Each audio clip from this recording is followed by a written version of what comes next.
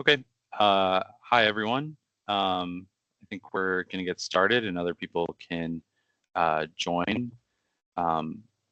So my name is Jake Kolonowski, and I'm the coordinator for CALM, the Collaborative Action for Lake Michigan Coastal Resilience. Welcome to the first week of the CALM Flooding Lunch and Learn series. Each week we're going to have a presentation and some time for questions at the end. That's going to continue throughout April. Our first topic is an overview of MMSD's watershed approach to flooding, and I'm excited to hand things over to our first presenter, Kevin Shafer, Executive Director for the Milwaukee Metropolitan Sewerage District, to tell you more. Kevin? Thank you, Jacob. Good morning, everyone. Again, Kevin Shafer, Executive Director, Milwaukee Metropolitan Sewage District. I've got a PowerPoint that I'll go through that really talks about the watershed approach that we have been implementing over the last 20 years, but then finish with some of the videos of what we experienced here last August with a 1,000-year storm that hit the Milwaukee area. So this is the best picture of downtown Milwaukee you'll ever see because it has a sewage treatment plant in the foreground, which for me, I think is just really a cool picture. In 2009, we established a vision that the Commission eventually adopted in 2010 that we called MMSD's 2035 vision. And it's really in two parts of, I always say it's the left half and right half of my brain. 0 CSO, 0 combined sewer overflow, 0 sanitary sewer overflow, 0 homes in the 100-year floodplain. We want to acquire properties that are in the that could be buffers along the waterways, and we want to have green infrastructure capture the first half-inch of rainfall. For the climate adaptation mitigation goals, we want 100% of MMSD's energy to come from renewable energy sources, and we want to have 80% of that be self-produced, and then some goals for sequestration and carbon footprint reduction. Just a little bit about MMSD. We're 1.1 million people, 29 different municipalities, over a 423 square mile area. That red hatched area that you see in the middle of that graphic is the combined sewer area. So as you can see, the majority of our service area is a separate sewer area. Combined area means there's one pipe that carries both stormwater and sanitary flow. A separate sewer is an area that has a storm sewer or a ditch for stormwater and then a sanitary sewer for sanitary flow. And what we're doing at MMSD is we're trying to adopt or to utilize a watershed approach, which, as I said earlier, we've been doing for several years now. I'm going to highlight some of the programs that we're looking at through this watershed, but the green area at the top is the Milwaukee watershed, the tan is the Menominee River watershed, the light green is the Kinnickinnick, and then at the bottom is Root River and Oak Creek. So we'll talk about the water reclamation facilities that MMSD owns and operates. Some of the flood management work, green infrastructure work that we have ongoing. Green seams, working soils, and reforestation, wetland restoration. These are 3 projects that are up mostly in the upper areas of the Milwaukee watershed, but they're really spread out throughout these watersheds that you see here. And then I thought I'd show some slides of the estuary cleanup, the area of concern that EPA is working with us on. So we're working to delist this area eventually from the area of concern listing.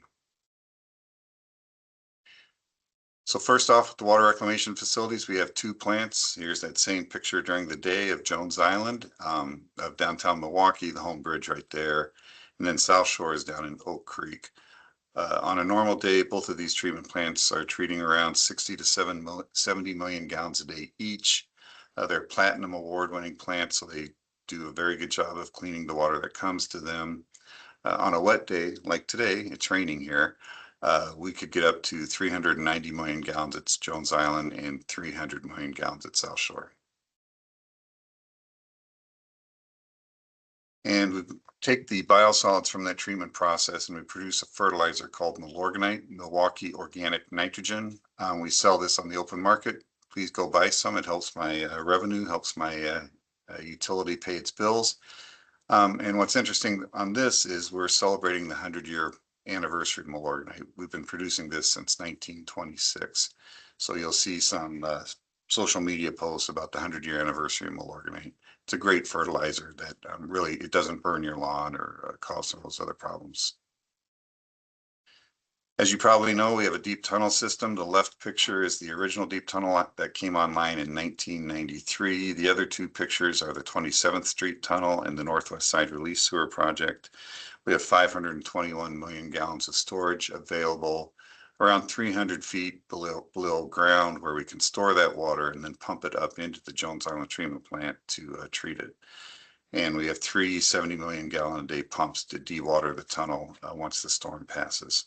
And right now, I just looked before we came online, we've got about 50 million gallons in the tunnel right now from the rainstorm that's coming through. Since the tunnels come online, it actually was in August of 93, but the first full year was in 1994. We've captured 98.6% of all the water that comes to our system.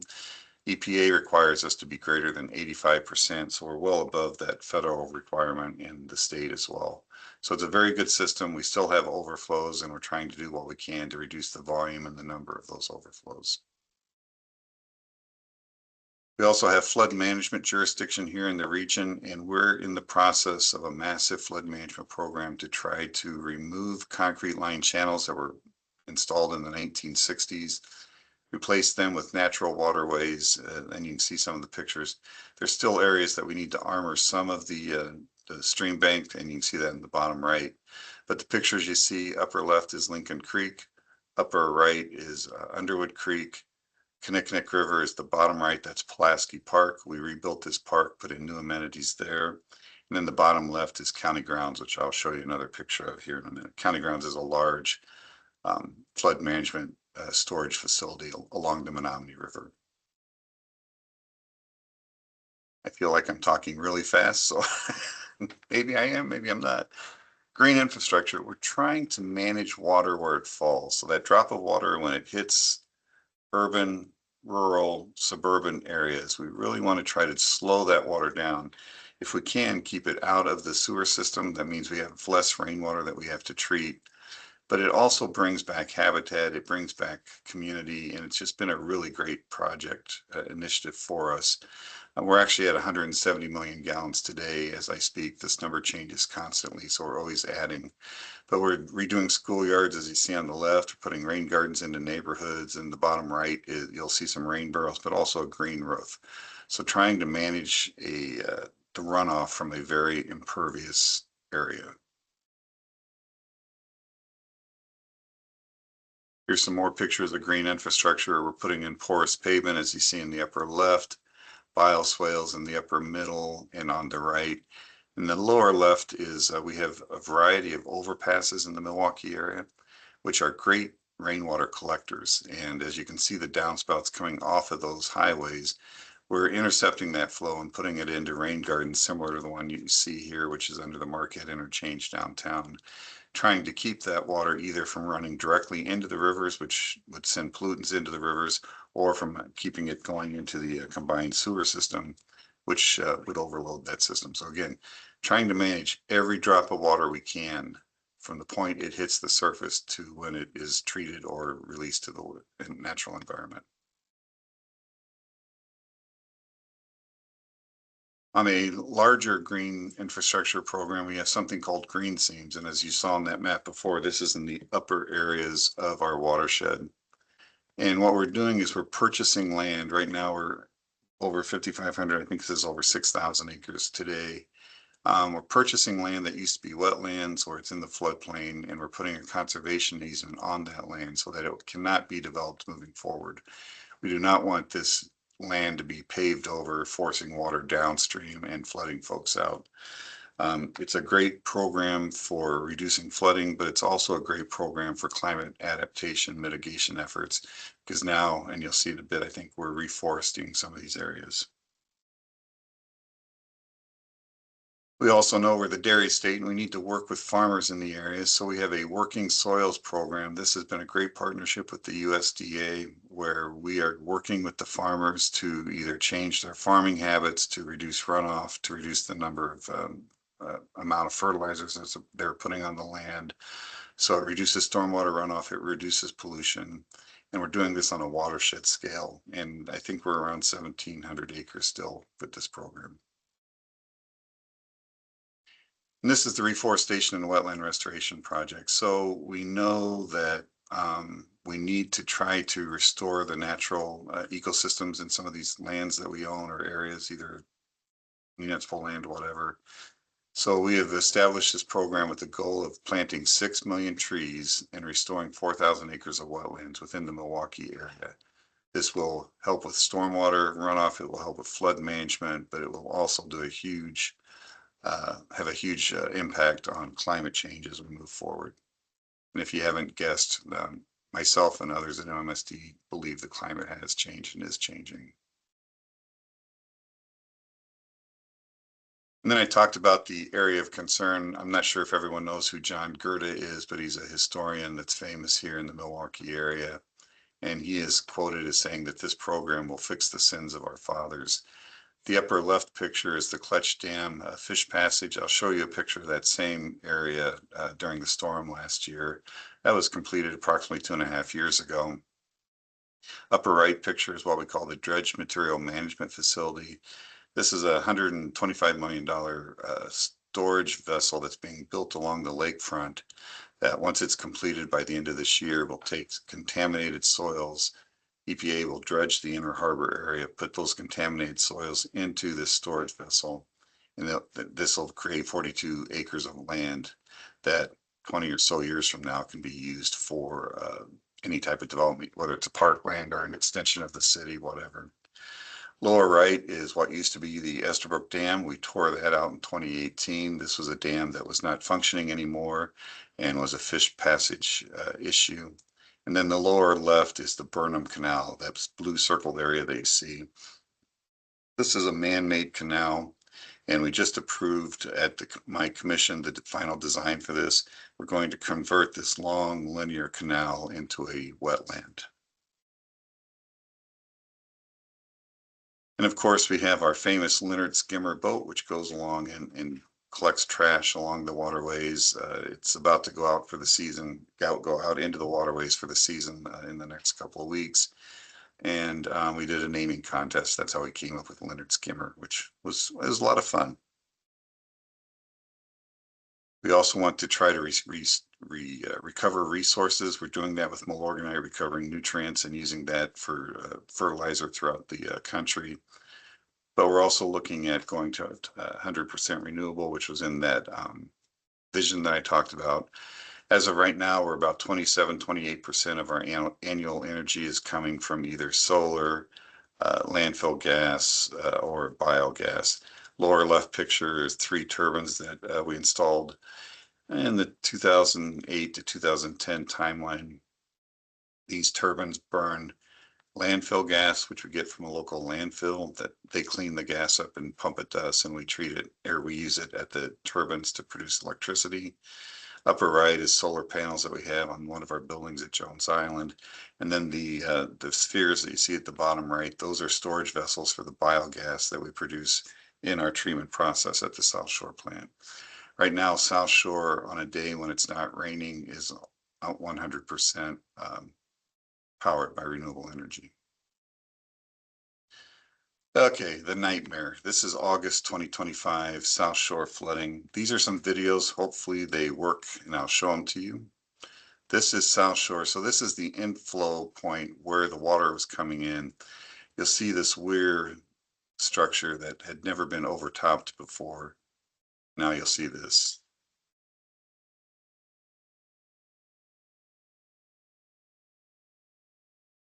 The entire plant flooded out, but it was still operating. It never stopped operating through that storm.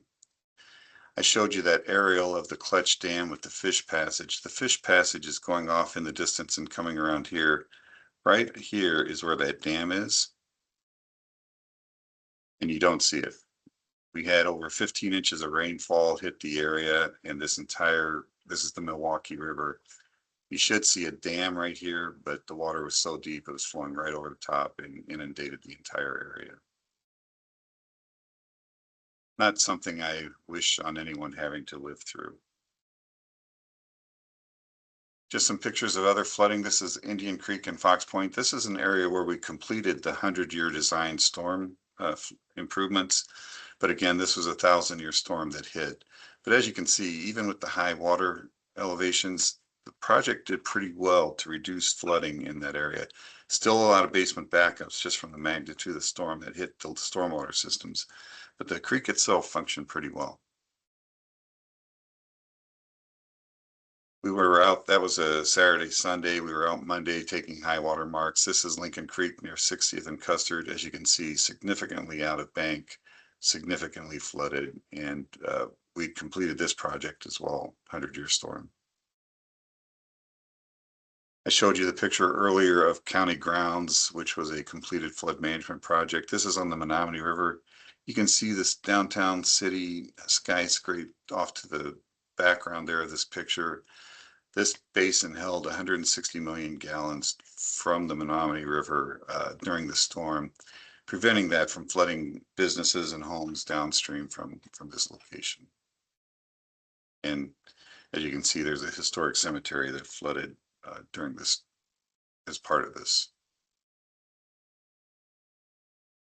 This is Honey Creek at McCarty Park. This is an area that we're started an emergency project on. We want to, as you can see, the basement has failed. It was washed out.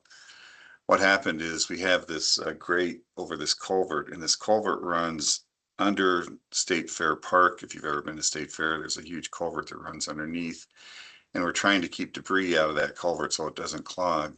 But this grate fills up, and this is the Monday after the storm. We'd cleaned this grate before the storm, but so much debris floated down during the storm, it overtopped the road, flowed downstream through these houses that you see in the background, and you see the basement damages that occurred. We have an emergency project now to try to improve this trash rack technology here so that we can reduce this from happening in the future. You can just see the stress and the pain that this caused in this person's face. This is Honey Creek.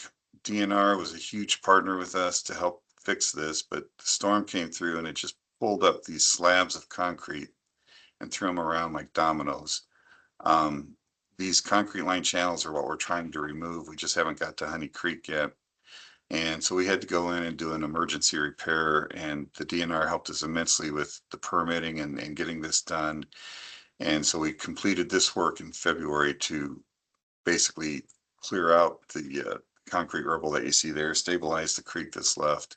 And then in the next few years, hopefully few years, we'll be going forward to try to repair this waterway. This is Kinnickinnick River in Pulaski Park, a completed flood management project. The park itself I showed earlier, we rebuilt the park. On the picture on the left is Saturday night when we had 2 storms hit us back to back. That's what happened. This was after the first peak came. And you can see the high water mark. We really were able, with this flood management, to hold the water within the creek in Pulaski Park. So we know we had a 1,000-year storm hit Milwaukee County. The rivers flooded, tunnel and sewers filled up, municipal sewers filled up, neighborhood and street flooding everywhere. We believe there were 2 to 5 people that are missing. I think we're still not sure what happened here. And then around 1,800 basement backups were reported to MMSD. This picture shows the purple dots where those basement backups occurred. You can kind of see the Kinnickinnick River outline here. This is Lincoln Creek area. Water got into basements either through cracks on walls, floor drains, sump pumps, or through basement windows.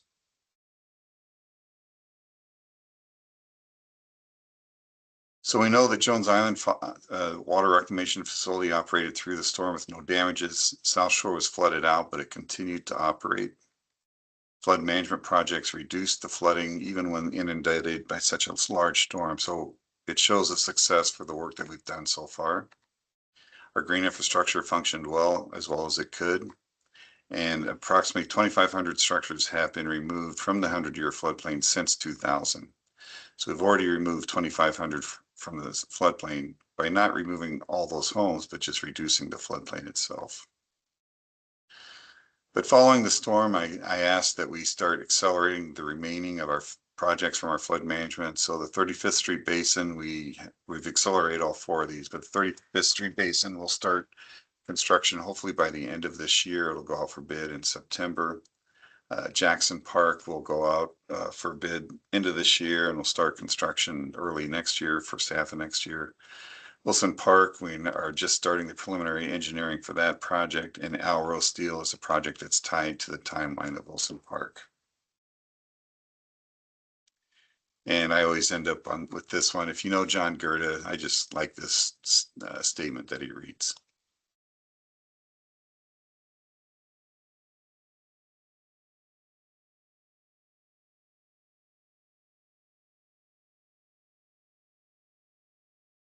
I don't know if we can hear him. Oh, sorry. I guess if you can't hear it, we'll just go on. So that's that. We're truly trying to address these issues from a watershed basis, looking throughout urban, suburban, rural areas, and really trying to manage that drop of water where it falls, and doing it in a fashion that makes us more resilient to a changing climate. So you want me to stop sharing, Jacob? Sure. Thanks, Kevin. Sure. Great presentation. Thank you. Really appreciate you being here today. And yeah, I think we're gonna open it up for any questions that attendees might have. Looks like we got one from Adam right off the bat. Hey, Kevin, thanks for the presentation. It's really great to hear about all that you've done. Very inspiring. And I'm just curious, I was writing down all the millions of gallons that you talked about, and it's, over 1 billion gallons stored. And I'm just curious, when you started this, was there an analysis of, what you would get for storing that 1 billion gallons? Was it sort of you set these goals and you work towards them and just accumulated those billions of gallons? Just curious, for people who are looking, they have a big number they need to hit. How do you get started on such a big number? And Adam, you're talking about the flood management volumes Yeah. that I showed? Yeah. Yeah. So what we did was we, way back in 1996, 1997, we analyzed the various watersheds in the area to see where the worst damage had occurred up to that point from flooding, and tried to prioritize the watersheds based on that. And then for each of these watersheds, so Lincoln Creek, Kinnickinnick River, Menominee River, Oak Creek, we did a watershed plan looking at the entire watershed, not looking at municipal boundaries, but the watershed boundaries. And then we developed the various improvements that we can make along those watersheds to reduce flood, the water elevations for the 100-year storm to the floodplain. So we didn't have a goal of 1 billion gallons of storage. We had a goal of reducing the risk of flooding from the 100-year storm, and did it on it's a long time, but working through the process of planning these improvements out, financing these improvements, and then constructing them. So it's a long cycle. Thanks. Michael, you have a question? Yeah, I have some clarification questions about the 6 million trees that are being planted. I was wondering, how do you decide which particular neighborhoods or areas to plant them in? What kind of species to plant? And also, are they aiming to address urban heat island also in addition to hydrology? Yeah, I can answer some of that, but I don't know how we determine the tree species. I'm a civil engineer. I rely on others to help me with that stuff. But yeah, it was a goal set for 6 million. We've partnered with, and on that slide, you might have seen all the partners on the bottom, but Ducks Unlimited has been a huge partner for us with that effort. And they have helped us identify some of these areas in the rural parts of the watershed. We're implementing it starting this year, a more targeted urban program that is looking at the heat island impact and trying to reduce that.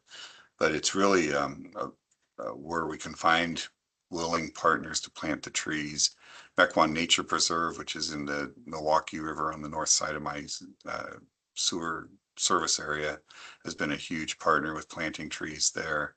The municipalities are big partners because they're losing trees to the emerald ash borer and other things. So we are targeting stormwater runoff, trying to reduce that, but also the heat island improvements that we'll see.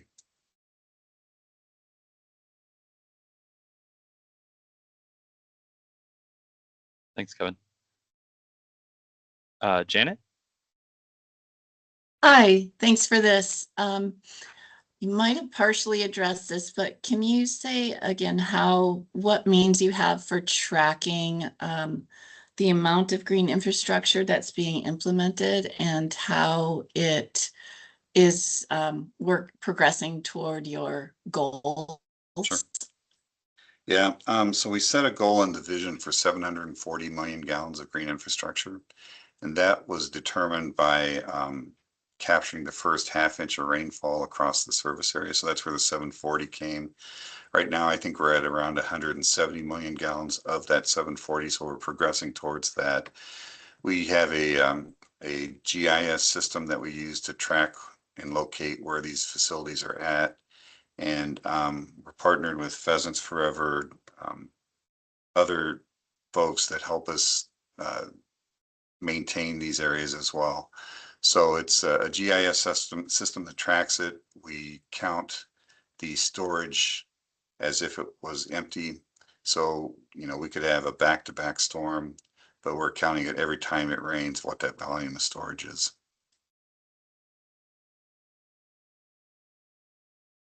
Thanks. Shannon? Hi, yeah, thanks for this presentation. I'm curious about the conservation easements and land acquisitions. It seems like a lot of that was preemptive, which is admirable. And I'm just curious as to whether those were targeted locations, whether they were opportunistic, like how you identified properties that you wanted to incorporate and how you were able to make the case for those acquisitions. Yeah, so everything we do is preemptive. Green infrastructure, So jealous. green seeds. Yeah, I mean, we're trying to do that. So we originally did a study looking at hydric soils in the watersheds. Again, we've got the watershed limit, so we're looking at hydric soils. We looked at areas that were in the floodplain, and those were the high target areas that we were looking at or are looking at for the Green Seams program. So then once we have that map, and it is all mapped out showing where these areas are, we've partnered with the Conservation Fund, and they're the ones that actually go out and negotiate with the property owners. What we found is that if Milwaukee Metropolitan Sewerage District were to go out to some of these property owners, number one, some of them may see dollar signs and then the price goes up, or they just don't want to sell to a wastewater utility. So having the Conservation Fund early on start this was really good.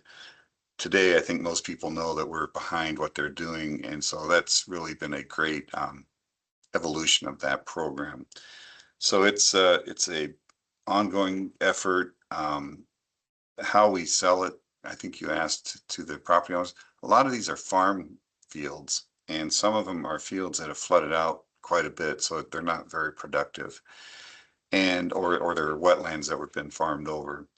And what we're finding is there's many farmers that would like to preserve the farmland the way they have it or had it, and they're concerned about development coming in and covering it over with asphalt or concrete. So we're really sometimes pulling at the heartstrings of these, sometimes just talking to them about the economics of you're not really getting much out of this land because it's flooded. It's just an ongoing discussion depending on the property owners. Interesting, thank you. Thanks. Adam, do you have a quick question? Because we're just about at time. No, it's not quick. So Okay. Well, then I'll just say that is all the time we have today. And thanks to Kevin for the presentation, and thank you everyone who joined. If you have more questions like Adam, please feel free to reach out to me via email. I can try to get an answer for you. And yeah, join us next week to hear about MMSD's flood management projects on the Menominee River. I will put that information in the chat. And then everybody have a great rest of your day. Thank you. Thanks.